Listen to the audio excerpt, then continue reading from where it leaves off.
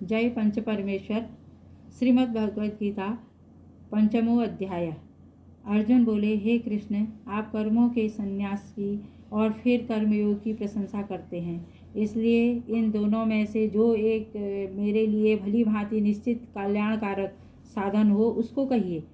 श्री भगवान बोले, कर्म संन्यास और कर्मयोग ये दोनों ही परम कल्याण के करने वाले हैं, परंतु उन दोनों में भी कर्म संन्यास से कर्मयोग साधन में सुगम होने से श्रेष्ठ है।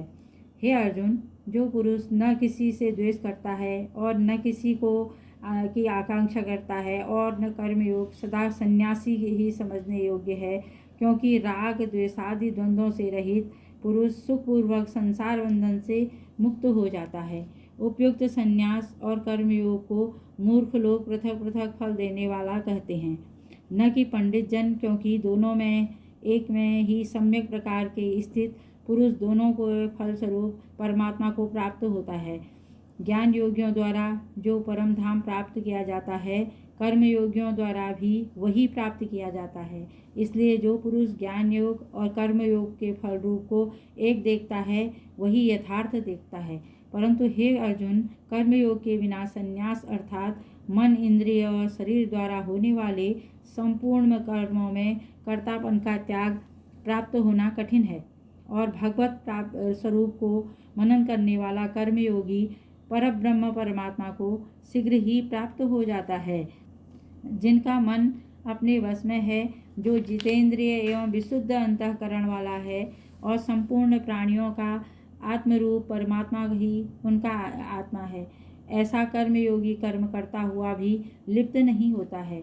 तत्व को जानने वाला सांख्य योगी तो देखता हुआ, सुनता हुआ, स्पर्श करता हुआ, सूंघता हुआ, भोजन करता हुआ, गमन करता हुआ, सोता हुआ, श्वास लेता हुआ, बोलता हुआ, त्यागता हुआ, ग्रहण करता हुआ और आँखों को खोलता हुआ और मूंदता हुआ भी सब इंद्रियां अपने अपने अर्थों में बरत रही हैं। इस प्रकार समझकर निसंदेह ऐसा मानने में कुछ भी नहीं करता हूँ।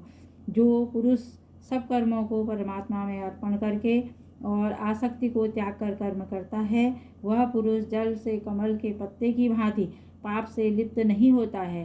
कर्मयोगी ममत्व बुद्धि रहित केवल इंद्रिय, मन और बुद्धि और शरीर द्वारा ही आसक्ति को त्याग कर अंतःकरण की शुद्धि के लिए कर्म करते हैं। कर्मयोगी कर्मों के फल का त्याग करके भगवत प्राप्ति रूप शांति को प्राप्त होता है, और सकाम पुरुष कामना की प्रेरणा से फल में आसक्त होकर बचता है। अंतःकरण जिसके वश में है, ऐसा सांख्य योग का आचरण करने वाला पुरुष न करता हुआ और न करवाता हुआ ही 9 द्वारों द्वारा वाले शरीर रूप घर में सब कर्मों को मन से त्याग कर आनंद पूर्वक सच्चिदानंद घन परमात्मा के स्वरूप में स्थित रहता है। परमेश्वर मनुष्य के न तो कर्तापन की और न कर्मों की और न ही कर्मफल के संयोग की रचना करते हैं, किंतु स्वभाव ही वर्त रहा है। सर्वव्यापी परमेश्वर भी न किसी के पाप कर्मों को और न किसी के शुभ कर्मों को ही ग्रहण करता है, किंतु अज्ञान के द्वारा अज्ञान ढका हुआ है, उसी से सब अज्ञानी मनुष्य मोहित हो रहे हैं। परंतु जिनका वह अज्ञान परमात्मा के तत्व ज्ञान द्वारा नष्ट कर दिया गया है, उनका वह ज्ञान सूर्य के सदृश उस सच्चिदानंद घन परमात्मा को प्रकाशित कर देता है। जिनका मन त्रिदुप हो रहा है, उनकी बुद्धि त्रिदुप हो रही है, और सच्चिदानंद घन परमात्मा में ही उनकी निरंतर एक ही भाव से स्थित है। ऐसे तत्वता परायण पुरुष ज्ञान के द्वारा पाप रहित होकर अनुपुरावृत्ति को अर्थात परम गति को प्राप्त होते हैं। वे ज्ञानी जन विद्या और विनय युक्त ब्राह्मण में तथा गौ, हाथी, कुत्ते और चांडाल में भी समदर्शी ही होते हैं। जिनका मन समभाव में स्थित है, उसके द्वारा इस जीवित अवस्था में ही संपूर्ण संसार जीत लिया गया है, क्योंकि सच्चिदानंद घन परमात्मा निर्दोष और सम है। इससे वे सच्चिदानंद घन परमात्मा में ही स्थित हैं। जो पुरुष प्रिय को प्राप्त होकर हर्षित नहीं हो और अप्रिय को प्राप्त होकर उद्विग्न न हो, वह स्थिर बुद्धि संशय रहित ब्रह्मवेत्ता पुरुष सच्चिदानंद घन परब्रह्म परमात्मा में एक ही भाव से नित्य स्थित हैं।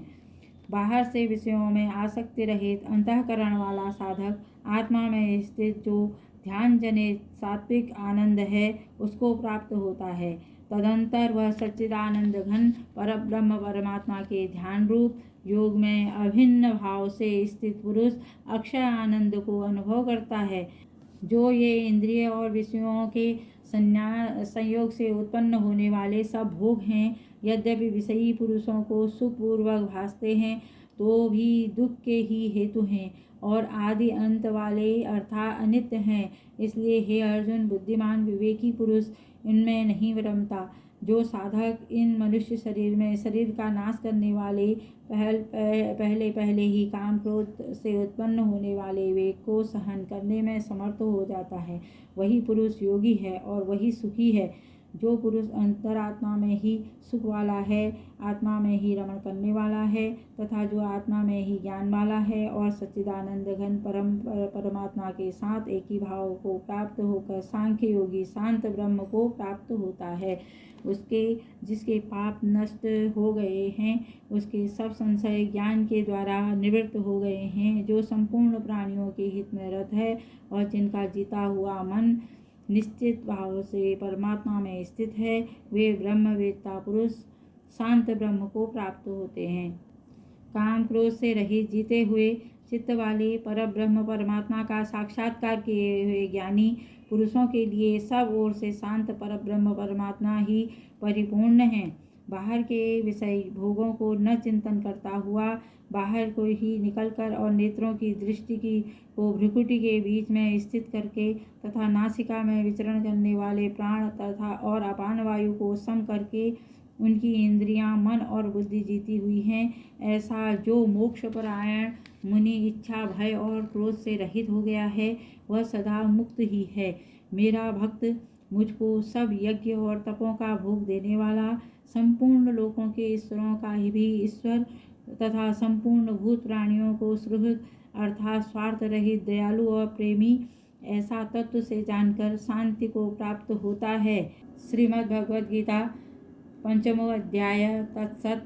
मेरी द्वारा पढ़ी हुई भगवद गीता अगर आपको पसंद आए तो लाइक कीजिए, शेयर कीजिए, सब्सक्राइब भी ज़रूर कीजिए। धन्यवाद।